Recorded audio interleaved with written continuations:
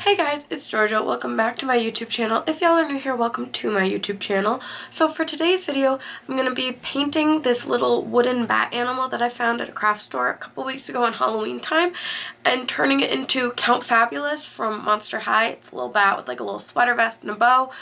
There are like multiple different versions of this character, so I'm just going to be turning it into the first one that he was like ever seen in. So yeah, also I'm not fully sure if Count Fabulous is a boy or a girl. I'm gonna call him a boy. It's a pet from a TV show. I don't think it's that serious. Alright, so I hope you guys like it. Let's get right into it.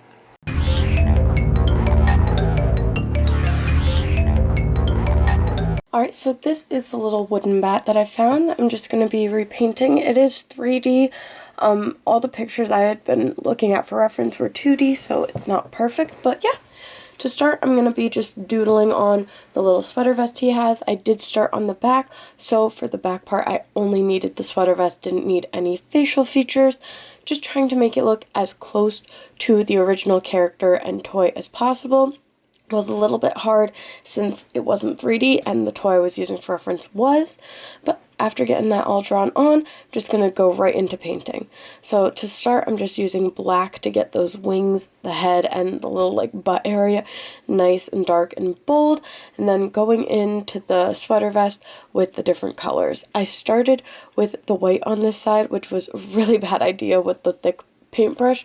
There were so many little like specific lines and points that just using the thick paintbrush was really bad. I do end up fixing it when I go through to do the second coat, but just doing the same thing with the pink, trying to get the color on and get as close to the shape as possible so the second layer can just be brightening and shaping up the entire product so it looks uniform and bright and cheery just like the cartoon.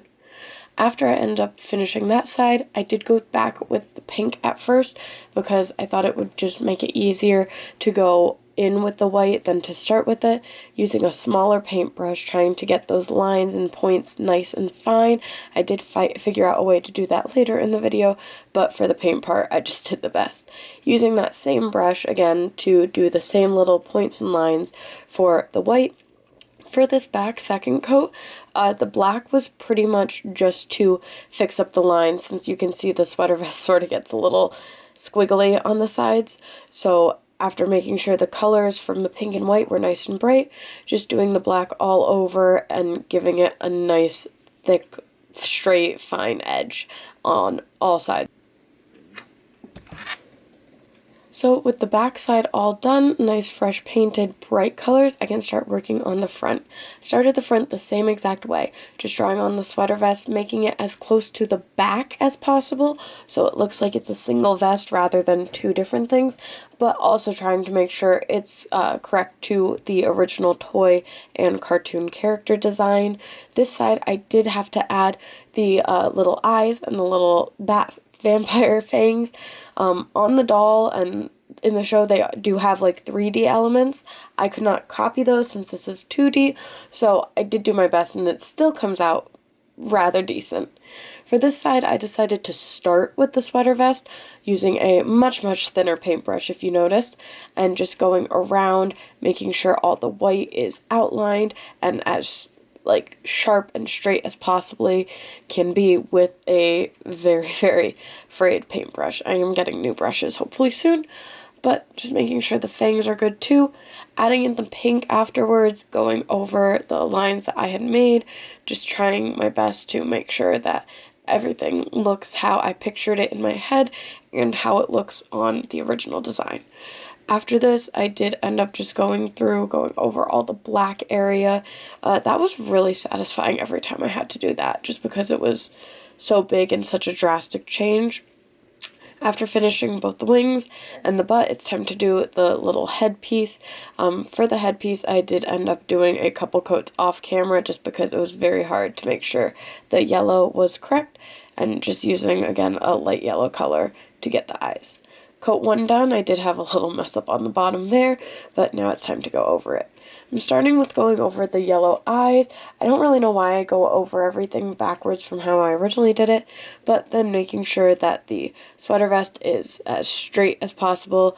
But at this point, I somewhat had an idea of how I was going to fix it up, so just trying to make sure the color was very bright and, like, prominent. Going over the white again. Like I said, this was from an old cartoon, so in the cartoon it was very bright, very cheery, despite it being a bat. So I'm just trying to make sure that all of the colors look like they have only been that color, and there was never any, like, wood underneath it.